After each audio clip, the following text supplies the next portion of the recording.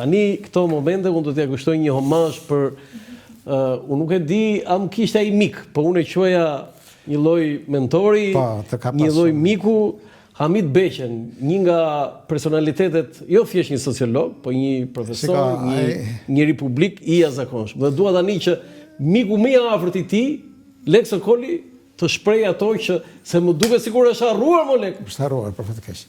Shiko, ky është në raport me mua. E para njëherë nëse kam një atë intelektual, ky është. Atë intelektual, jo mentor, po atë. Atë intelektual. E dyta, nëse ekziston një njeri që nuk më zëvendësohet nga askush, ky është. Askush nuk më ka zëvendësuar dhe nuk do më zëvendësojnë Hamid Beqen. Kemi pas edhe marrëdhënie familjare, unë kam bërë me atë që bënin grekët e vjetër, me se dilnin rrugëve të Tiranës, shitisti me fjalë edhe zhvillonim ide, më ka dash shumë. Ndoshta më shumë se që kam merituar me fjalë. Edhe më ka vlerësuar, besoj më shumë se që kam merituar. Por, ka qenë një psikolog i lindur. Ka qenë një intelektual me prirje demokratike, liberale, kur ka bërë ai një vepër ti, Hamid Beqa, shënime autobiografike, ai kishte shkruar. Një intelektual me prirje demokratike, por edhe njëri i regjimit. Unë i rashviz asaj dhe nuk e lejova deri në fund. Atje o që? Unë nuk e lejova deri në fund që të thoshtë. Ai ishte i sinqert, më i sinqert se ç'duhet, po nuk je ti njëri i regjimit. Nuk ka qenë i regjim. Nuk je se ti ke prirë në çdo gjë, ke prirë. Në çdo gjë që ka nxjerrë nga goja, ka prirë Hamid Beqa. Në çdo vepër që ka bërë me fjalë, ka pas kontestime të jashtëzakonshme. Unë po them për shembull, një artikull. A na duhet dhe pse na duhet edukata seksuale? Në vitin? Në vitin 1988-89. Po mirë pa të shishtë. E me radhë. Pra, ideja është se Hamid Beqa është njeri që ka ecur mbi mina.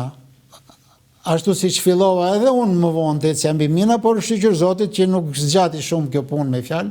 Edhe çdo njeri që merresh me një mendim që shkruante duke u bazuar me fjalë në atë që i rezultonte. Kjo është çështja. Po pse e kanë harruar? Pse e kanë harruar? Se di, Akademia e Shkencave duhet mendoj më shumë për akademikët që nuk janë më, duhet ketë një portret në Akademinë e Shkencave, të gjitha akademikët që nuk ka, sepse presin që t'ja uqojnë familjarët, nuk e di tani, me qenë se jemi këtu, angazhohem që do porosis një piktor që t'i bëj një portret dhe do ja bëj. Po tjetër. Kemo dhe një portret dhe një fotografi, se ne kemi dhe fotot të profesorit.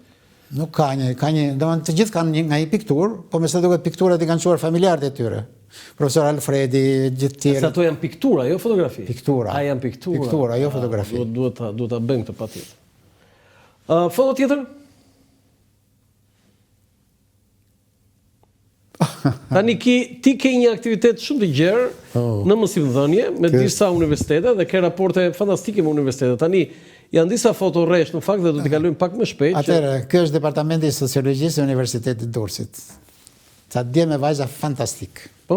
Fantastik. Dhe cili është raporti juaj me universitetet?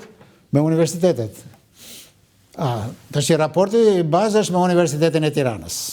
Unë në Universitetin e Tiranës, në atë kohë kur njerëzit nuk lejoheshin për të shkuar 2 veta në universitet nga një familje, unë mbarova 2 fakultetet plota. Dhe shtrova trasen e kualifikimit shkencor pas universitar në sociologji. Se ju jeni dhe një lloj ambasadori i universiteteve.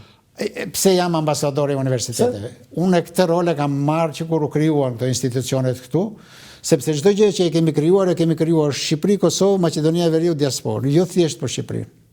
Shoqata, jam president themelues i Shoqatës Sociologjike Shqiptare, Institutit Shqiptar Sociologjisë, i Forumit Sociologjik të Ballkanit, i Revistës Studime Sociale, njeriu që kam arrit ta çoj me fjalë këto organizata në nivel ndërkombëtar, jemi antar të kësaj shoqatës botërore të sociologjisë me të drejtat plota dhe kemi një status që vetëm 60 shtete e kanë. Vetëm 60 shtete. Dhe gjithmonë Shqipëri, Kosovë, Maqedoni. Për shembull, po marr vetëm konferencat. Ne bëjmë konferencat vjetore ndërkombëtare. E 20 u bën në Shkodër si vjet. Gjithmonë të alternuara Shqipëri, Kosovë. Në vitet tek në Shqipëri. Do të jeni trojet shqiptare. kam marrëveshje, mbi bazën e marrëveshjeve institucionale që bëjmë me universitetet respektive. Po jo, po flasë, aktiviteti juaj është në trojtë shqiptare, ju e keni bashkuar Shqipërinë me Kosovën. Duke filluar, marrëveshje me Universitetin e Gjilanit, të Mitrovicës, të Pejës, të Gjakovës, të Prizrenit, të Prishtinës, të Korçës, e me radhë. Pra, të Maqedonisë Veriut, që ka 4 universitete shqiptare. Pra, gjithë një konferencë të madhe, pra gjithmonë duke shndruar një universitet në qendër të debatit global, se ne na vinë nga shumë shtete. Qartë. Foto tjetër, kemi disa foto që janë me aktivitetet tuaja dhe nga... Po është Marksi.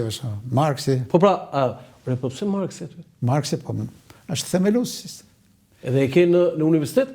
Po jo vetëm në universitet. Nuk ka një tekst të sociologjisë që të mos jetë Marksi. Neve para 90-s bëm një gjë. Të gjithë filozofët janë të papranueshëm, vetëm Marksi. Pastaj u kthyem, të gjithë janë të pranueshëm, Marksi i papranueshëm. Çështja është që mbaj mend Roland që kur kam bërë tekstin e parë të sociologjisë, atë që kishte në dorë Kadareja, ka një kapitull veçantë për Marksin. Marksi, me kritikën respektive, përfshirë dhe dështimin e teorisë tie, më thash. Por Marksi ka dy gjëra. E merrte seriozisht shkencën dhe ishte një analist i jashtëzakonshëm, por e dyta është profet i ngjarjeve që nuk ndodhen. Pra ka një parashikim apokaliptik për kapitalizmin që nuk u vërtetua sot. Apo jo. Dhe kjo ndodhi sepse edhe kapitalistët dinin të lexonin, kjo është çështja. Madje edhe kapitalistët e vendit tij, dhe qysh në kohën kur Marksi ishte gjallë, në kohën e Bismarckut, në Gjermani dolën ligjet e para për sigurimet shoqërore, pra për të reformuar kapitalizmin që kishte vëzhguar dhe kishte analizuar Marksi. Pra nuk mund të bëhen. Foto tjetër? Kjo. Po, një foto përfaqësuese e karrierës akademike në universitete, si drejtues, themelues dhe drejtues departamentesh, apo kam qenë zëvendësrektor në disa universitete, po në fakt gjithmonë kam shkuar me idenë që unë nuk kam kërkuar punë, më kanë kërkuar, kam qenë të them në një universitet privat zëvendësrektor të mirë, pastaj më kërkoi Universiteti i Durrësit, marrëdhëniet me Universitetin e Tiranës nuk i kanë ndërprerë kurrë, vazhdoj të jap mësim në master shkencor, madje në departamentin e filozofisë. Shumë mirë. Foto tjetër?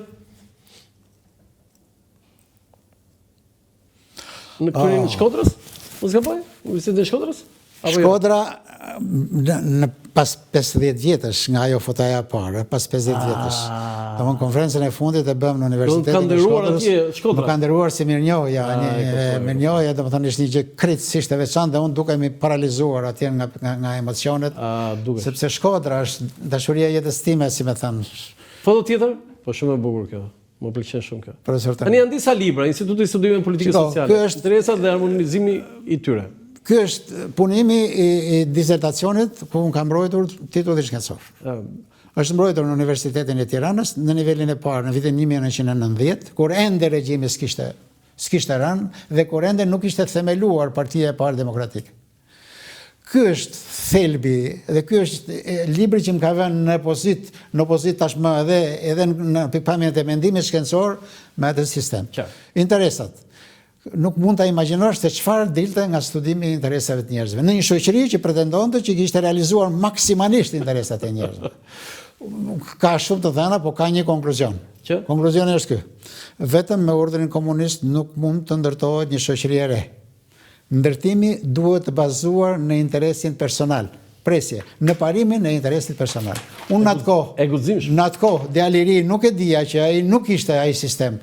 Ky ishte një sistem tjetër, po unë, sot, po të kisha pjekurinë e sot, me s'do ta kisha shkruar. Nuk do të kisha bërë? Jo, me spec. Të rinjt i bëjnë revolucion. Droga, kjo që thatë, kjo të treguar. Droga.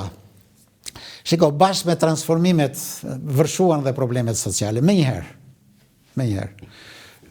Unë po e bëj shumë thjesht. Pse vërshuan? Shiko, neve...